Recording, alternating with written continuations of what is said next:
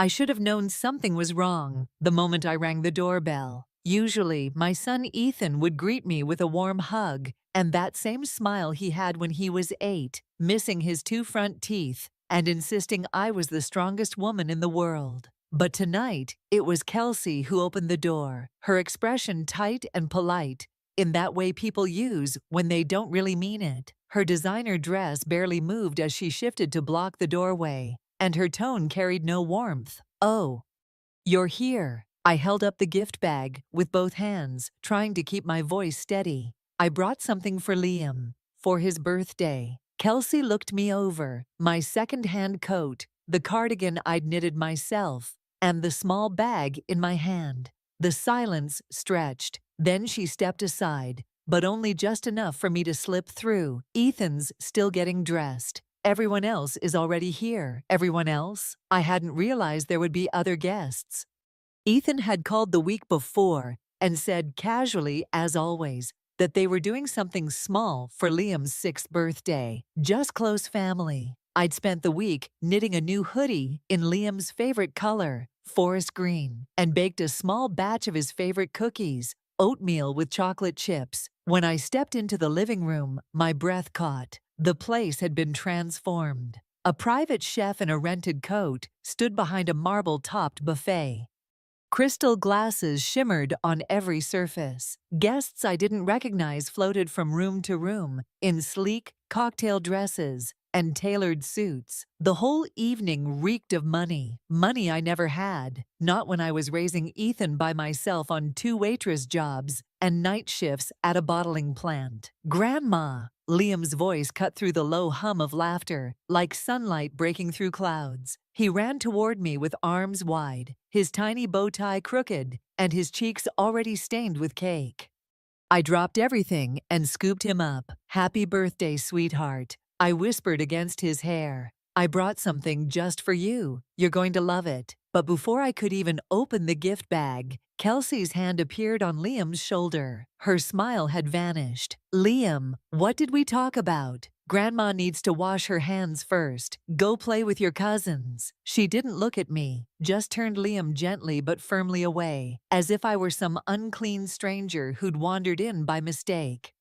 Dinner was worse. I was placed at the far end of the table, tucked between an empty seat and a finance consultant who spoke about hedge funds like it was a sport. Ethan sat near the center, beside Kelsey, silent but present. Our eyes met once. He smiled faintly, but when Kelsey leaned in to whisper something in his ear, he looked away. Something inside me dimmed. Then came Kelsey's voice, clear and cold. "So Melanie, Ethan tells me you're still working that little cleaning business. That's sweet."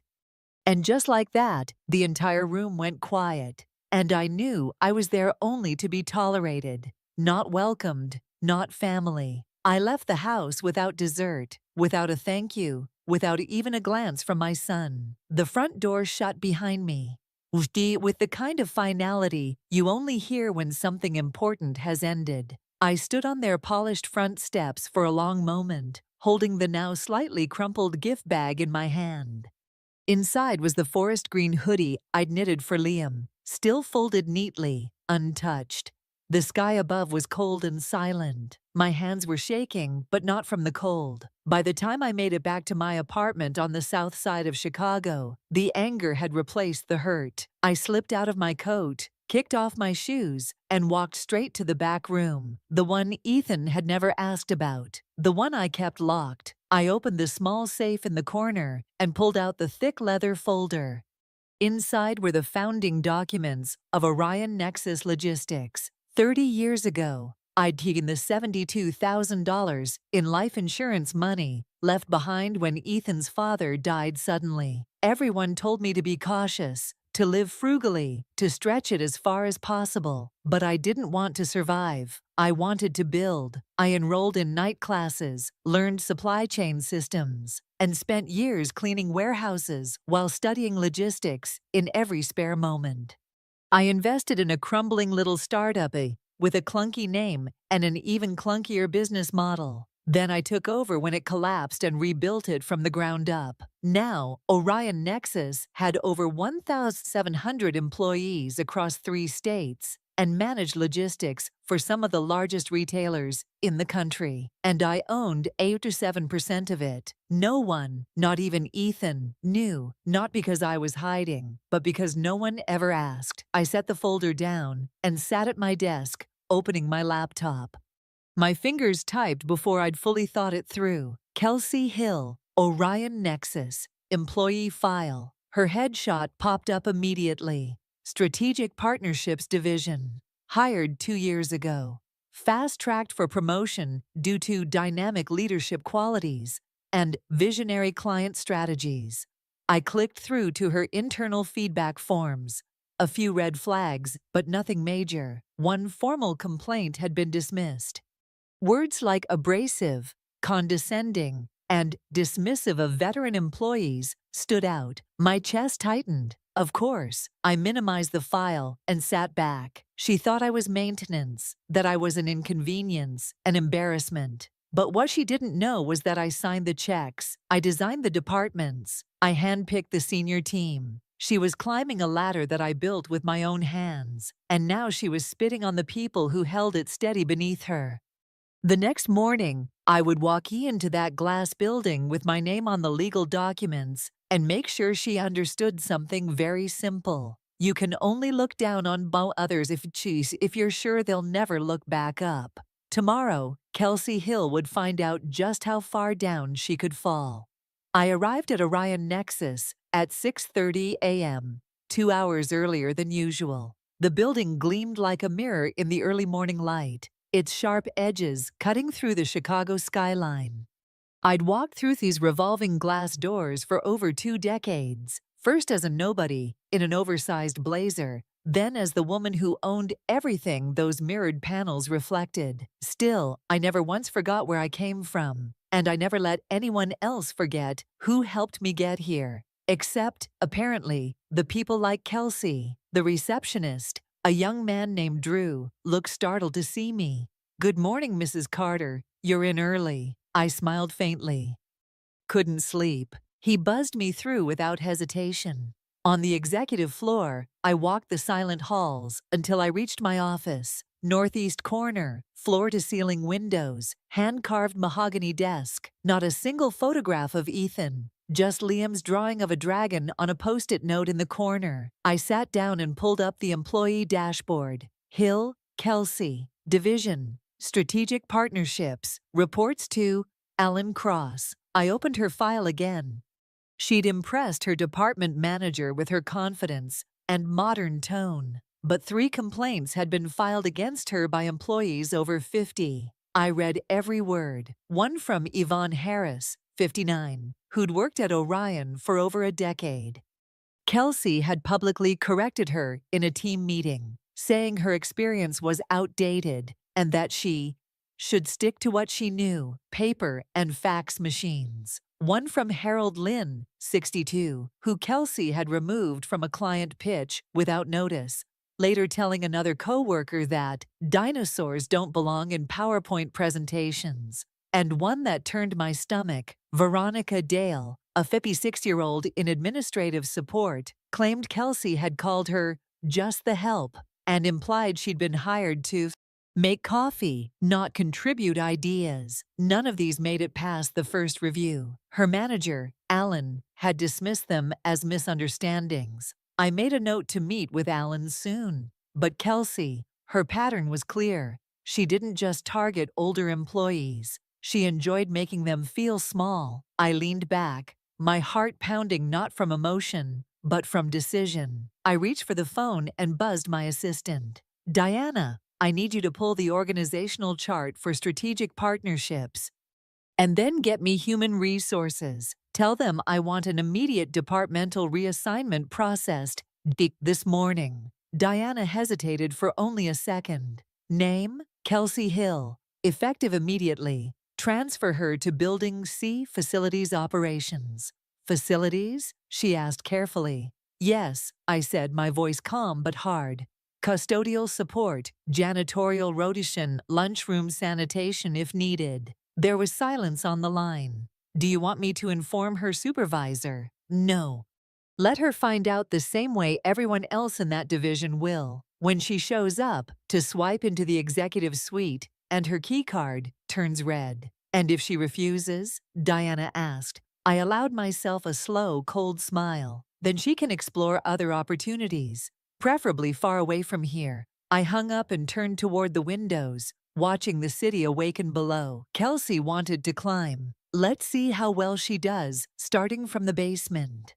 The following morning, while most employees were still sipping their lattes and logging in for another day of corporate strategy, Kelsey Hill stood in the fluorescent-lit corridor of Building C, staring at a maintenance locker with her name taped to it in blocky black letters. This has to be a mistake, she said out loud. Then again, louder, as if someone might overhear and come to rescue her. No one came. Inside the locker was a gray janitorial uniform, gloves, a cap, and a small printed schedule. Her duties for the day: mop the lobby, clean the glass partitions in Conference Wing B, and scrub the executive break room kitchenette. She stood frozen, manicured nails clenched tight, before finally pulling the uniform on over her designer blouse. The pants sagged, the sleeves scratched, her name badge, previously gleaming and framed in gold, was now a flimsy sticker. And across the hall, unnoticed, I watched. I'd borrowed a facilities staff uniform, loose-fitting, standard issue, clean but worn. My silver hair was hidden under a faded ball cap. No one gave me a second glance. That was the beauty of invisibility. When people think you're no one, they show you who they really are. Kelsey's first assignment was the executive lobby, a space she used to strut through with her heels clicking and her phone glued to her ear. Now she pushed a mop cart across the polished floor, her eyes darting from every reflection like she might catch herself slipping into shame. It didn't take long for the complaining to begin. I don't belong here, she muttered to a nearby custodian. Andre, a patient man in his 50s with tired eyes and a kind voice. I'm not made for this kind of work. Andre glanced up from replacing a trash bag. Work is work. You show up, you do your job. That's how we all eat. Kelsey rolled her eyes and kept mopping. Later, I found her in the break room, scrubbing dried coffee from the counter with exaggerated disgust. This is ridiculous, she hissed to no one, then louder, to Andre again. I have a master's degree in brand analytics. I was managing a 6-figure portfolio. Now they have me wiping down microwaves. Andre didn't reply. But another voice did. Veronica Dale, the same admin Kelsey had once mocked as just the help. Maybe wiping something down is good for your soul, Veronica said, calmly walking past with a box of folders in her arms. Kelsey looked like she'd been slapped, but she didn't stop. She just waited until Veronica left and then turned to Andre. She's probably been in this building her whole life. No ambition, no clue. My chest tightened. Still no humility, still no gratitude. She thought she was being punished, but she didn't see the chance she'd been given. A chance to grow, to reflect, to transform. Instead, she sneered at every person who reminded her of what she feared most, a life without privilege. Later that day, I returned to my office. Diana looked up from her computer. How was the walkthrough? Revealing, I said quietly. She learning anything? I stared out the window. Not yet, but I am. Friday morning, 10 o'clock sharp.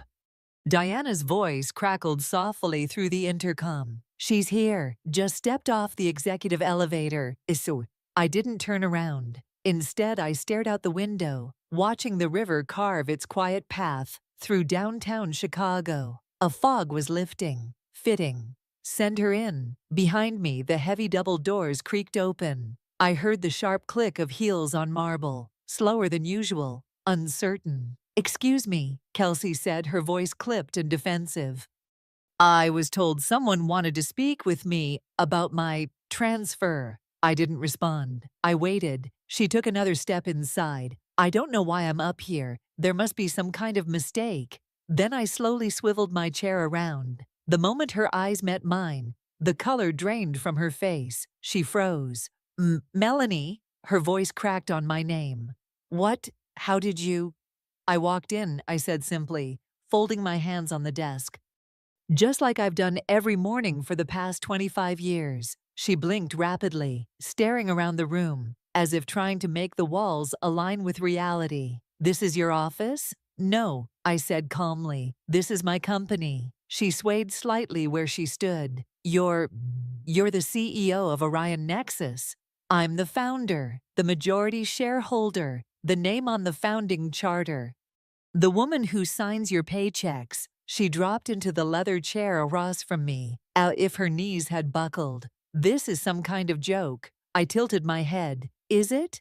Kelsey's lips parted, then closed again. Her carefully curated confidence had vanished. But, at dinner, you said you owned a business, a cleaning company. I said I owned a business, I corrected. You assumed the rest. Silence filled the room. You lied to me, she finally whispered. No, I replied, leaning forward. I let you see what you were willing to see. She tried to regroup. I saw the flicker of charm return. Polished, manipulative. Mrs. Carter, I had no idea. If I had known who you were, I never would have. That's exactly the problem. Her mouth snapped shut. You didn't treat me poorly because I had done something wrong. I continued. Voice quiet but sharp. You treated me that way because you thought I had nothing. You thought I was small. And you've done the same to others. I turned my screen toward her. On it were the 3 formal complaints filed by Yvonne, Harold, and Veronica. I read every word I said, and then I listened to you call janitors leftovers and support staff dead wood. I watched you mock the very people who kept this company running while you used their labor to rise higher. Kelsey's voice flushed. I didn't mean, but you said it, and now you're here.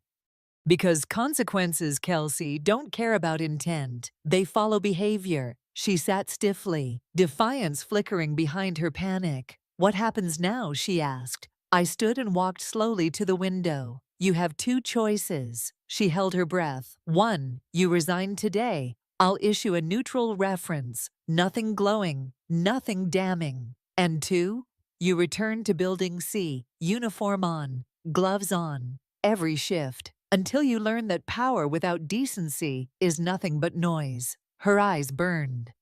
This is personal. No, I said, turning back to her. This is leadership. The phone rang that evening while I was rinsing out Liam's lunchbox. Ethan. I let it go to voicemail. He called again 15 minutes later. Then again. On the 4th ring, I answered. Mom, he said, voice tight, like a man holding himself together with string. We need to talk. I wiped my hands on a dish towel and leaned against the counter. I figured this call was coming. Kelsey told me everything, he said. About the company, about what you've been doing to her. I closed my eyes. Has she told you what she did to me? She told me you humiliated her, that you had her scrubbing toilets because of a misunderstanding at Liam's party. A misunderstanding. She called security on me, Ethan. In front of 20 people, she told me I wasn't welcome at your son's birthday. She was stressed, he snapped. You know how she gets when she's planning things. It wasn't personal. It was targeted, I said flatly, and deliberate, and it wasn't the first time. He went silent. I walked to the window, looking out over the quiet street below. Autumn leaves had begun to scatter the sidewalk in gold and red, the same colors I used to rake, while Ethan played with a plastic sword in the yard. She told me you demoted her to a cleaning job, he said finally. Mom, that's extreme. I gave her a chance to learn humility. By punishing her? No. By surrounding her with the people she's spent years stepping on. He paused. She said you were spying on her. I almost laughed. Observing. That's what real leadership looks like. I listened, I documented, and I confirmed a pattern of behavior that should have cost her the job a long time ago. Why didn't you just fire her? Because I hoped she'd learn. But Ethan, she hasn't. He sighed so deeply I could hear it carry through the phone. She's not a bad person, he said quietly. She comes from a different world. No, I replied. She lives in a world she made, one where kindness is weakness and wealth is worth. There was a pause. I could almost hear the guilt creeping into his breath. You've always kept things from me, he said. I didn't even know you owned the company she worked for. You never asked. I shouldn't have had to. I clenched my jaw, forcing my voice to stay even. I raised you alone, Ethan? I scrubbed floors and packed boxes and worked graveyard shifts while you slept in the back seat of my car after school. And when I finally built something of my own, I didn't talk about it because I didn't want to make you feel like you owed me anything. I didn't mean to shout, he whispered. I know. Silence settled between us like fog. I need to see you, he said, in person. I hesitated. I'll be there at 8, he added. Kelsey wants to come too. Of course she does. Fine, I said softly, but this time you'll listen. Because what I was about to tell him would change everything. They arrived 15 minutes late. Kelsey walked in first, wearing a cream blouse and high-waisted slacks, her hair perfectly pinned, makeup flawless. It was the same outfit she wore when she wanted to be perceived as professional and misunderstood. A deliberate performance. Ethan followed behind her, looking older than I'd ever seen him. He didn't meet my eyes. I poured 3 cups of coffee and placed them on the small table by the window, where the light hit the curtains just right. The same table where I once helped Ethan with math homework and served birthday cupcakes with too much frosting. We all sat. For a moment, no one spoke. Kelsey broke the silence. I want to clear the air, she began, her voice soft but rehearsed. This situation has clearly gotten out of control, and I think we can all agree that mistakes were made. Let's stop there, I said gently but firmly. Define mistakes, she blinked. Excuse me? You said mistakes were made. Tell me which ones. She shifted in her seat. The tone I used at Liam's party. I admit it was inappropriate. I was under a lot of pressure, and I might have said things I didn't mean, like calling me maintenance and demanding I be removed from the dinner table. Kelsey glanced at Ethan for support. He said nothing. I didn't know who you were, she said tightly. If I had known you were the CEO, and that's the core of the problem, I interrupted. You wouldn't have treated me better because I deserved it. You would have treated me better because I had power. Ethan stirred in his chair. Mom, we're not here to fight. No, I said, meeting his eyes. We're here so you can finally see the truth. I turned to Kelsey. Do you deny mocking older employees at work? Calling them dinosaurs, useless, unfit? Her eyes hardened. Those comments were taken out of context. I heard them myself, I said quietly. You didn't know I was standing 3 feet behind you in the dish room. Ethan looked up.